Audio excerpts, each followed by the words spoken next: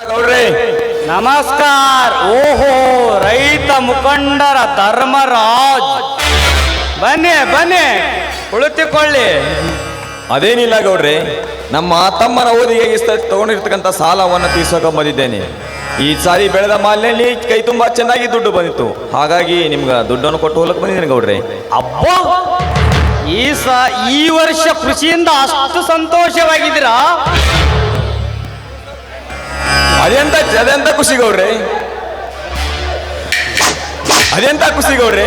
ಮಳೆ ಚಳಿ ಬಿಸಿಲು ಎನ್ನದೆ ಹಗಲಿರುಳು ದುಡಿದುಕೊಂಡು ಆಳಿಗೂ ಪಗಾರಿಲ್ಲದೆ ಇದ್ದಷ್ಟರಲ್ಲಿ ನಿಮ್ಮನ್ನು ಸಾಲ ತೀರಿಸಲು ಬಂದಿದ್ದೇನೆ ಗೌಡ್ರಿ.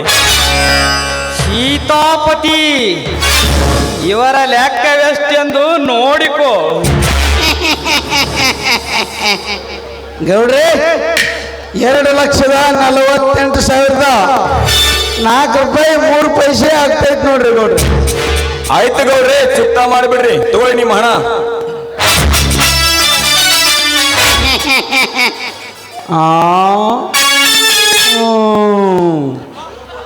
ಎಲ್ಲ ಲೆಕ್ಕ ತೆಗೆದು ಚುಕ್ತಾ ಮಾಡಿ ನೋಡಪ್ಪ ಧರ್ಮಣ್ಣ.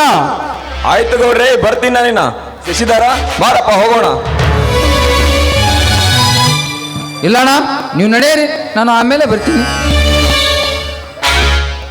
ಶಶಿಧರ, ದೊಡ್ಡವ್ರ ಮನೆಯಲ್ಲಿ ಭಾಳ ಹೊತ್ತು ಇರಬಾರ್ದು, ಬಾರಪ್ಪ ಬೇಗ ಹೋಗೋಣ. ಮುಂದೆ ನಾನು ಇನ್ಸ್ಪೆಕ್ಟರ್ ಆಗಿ ಅಧಿಕಾರ ಪಡಿತೀನಿಲ್ಲಣ್ಣ, ಅದರ ಬಗ್ಗೆ ಈ ಭಾಗದ MLA ವೀರಣ್ಣಗೌಡರ ಹತ್ರ ಮಾತನಾಡಬೇಕಾಗಿದೆ. ನೀವು ನಡೆಯಿರಿ, ನಾನು ಬರ್ತೀನಿ. ಓಹೋ, ಸರಿ ಸರಿ, ಹಾಗೆ ಮಾಡು, ನಾನು ಬರ್ತೀನಿ.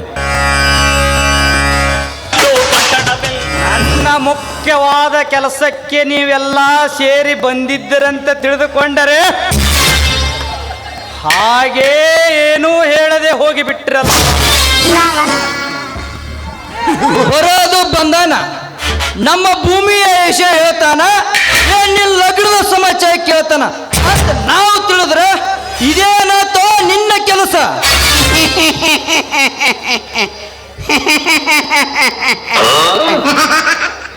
ಆಚಾರ ವಿಚಾರ ಮಧ್ಯದೊಳಗ ಸದಾಚಾರ ಮಾಡಿಕೊಂಡಿದ್ರ ಅದು ಏನಂತ ಪಟ್ನೆ ಹೇಳ್ಬಿಡು ತಮ್ಮ.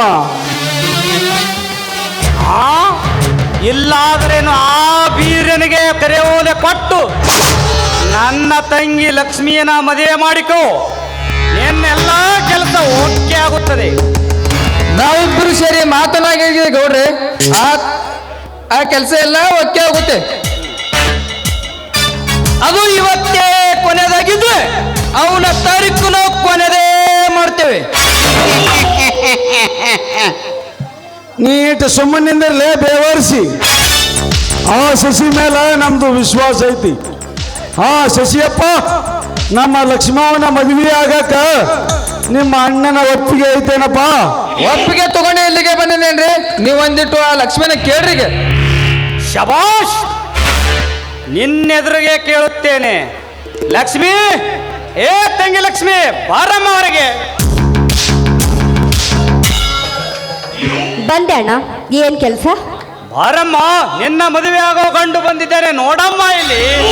ಅವನನ್ನ ನೋಡಿ ನಾನ್ ಏನ್ ಮಾಡುದಣ್ಣ? ಮದುವೆ ಆಗಬೇಕಮ್ಮ, ಅವನು PSI ಓದೀಗ SP ಆಗಿದ್ದಾನೆ.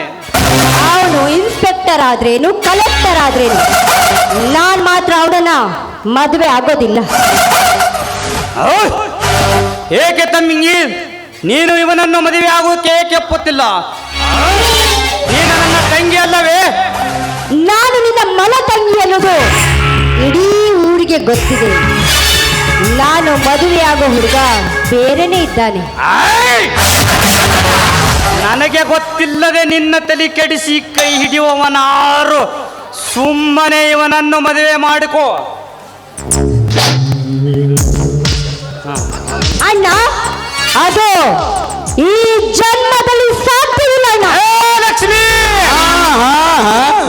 ಗೌಡ್ರ, ಸಮಾಧಾನ ಸಮಾಧಾನ, ಹಂಗ ಒಳಗೆ ಹೋಗ್ಬೇಡವ ತಂಗಿ. ಲಕ್ಷ್ಮಿ, ನಿಮ್ಮ ಅಣ್ಣನ ಮಾತು ಕೇಳು.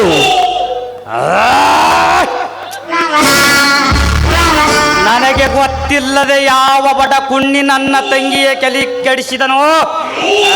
ಮಾಂತ್ರಿಕ, ಮನೋರ್ ಸ್ವಲ್ಪ ತಾಳ್ಮೆ ಇರಲಿ ಗೌಡ್ರೆ. ನಿಮ್ಮ ತಂಗಿಯ ತಲೆ ಕೆಡಿಸಿದವರು ಯಾರು? ಯಾಕೆ? ಅವನು ನಿತ್ಯ ನಿಮ್ಮ ವೈರತ್ವದಲ್ಲಿಯೇ ಇದ್ದಾನೆ. ಏನು ಮನವರ, ಏನು ಹೇಳ್ತಿರ್ವಿ? ನನ್ನ ತಂಗಿಯ ಕೈ ಮುಟ್ಟಿ ಮೈ ಮುಟ್ಟಿ ಬರುವ ಅವನವ ಸೂರ. ಅವನೇ ನಿಮ್ಮ ಕಡುವೈರಿ ಕುರಿಗಾರ ಬೀರ. ಲೇ ವೀರ್ಯ! ಸಾಧ್ಯವಿಲ್ಲ, ಸಾಧ್ಯವಿಲ್ಲ. ಡಬಲ್ ಡಿಗ್ರಿ ಓದಿದ ನನ್ನ ತಂಗಿಯಲ್ಲಿ, ಆ ಹೆಪ್ಪಟ್ಟಿನ ಬೀರೆಯಲ್ಲಿ ಮನವರ ನೀನು ಸುಳ್ಳು ಹೇಳುತ್ತಿರುವೆ. ನಾನು ನಂಬಲಾರೆ. ನೀವು ನನ್ನ ಮಾತು ನಂಬೋದಿಲ್ಲ ಅಂತ ತಿಳಿದೆ ಅವರು ಹಾಡಿ ಹಪ್ಪಿ ನಿಂತಾಗ ಅವರ ಭಾವಚಿತ್ರ ತೆಗೆದಿದ್ದೇನೆ ನೋಡ್ರಿಲ್ಲಿ.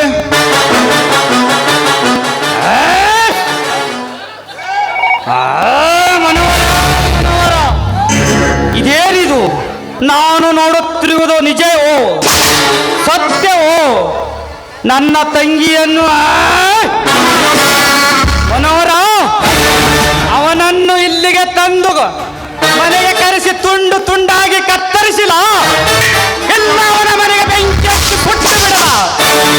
ಮನೋಹರ, ಶಶಿಧರ, ಏನು ಇದಕ್ಕೆ ನಿನ್ನ ಉತ್ತರ? ಈ ವಿಷಯದಲ್ಲಿ ನೀವು ಮಾಡಿದ್ದೆ ಮಾರ್ಗ, ಒಟ್ಟಿಗೆ ಅಂತಿಮ ತೀರ್ಪು. ಆಯುಷ್ಯಾವಧಿ ಮುಗಿದಿದೆ, ಅವನಿಗೆ ಇನ್ನೂ ಸಮಯ ಬೇಡ ಗೌಡ್ರೆ.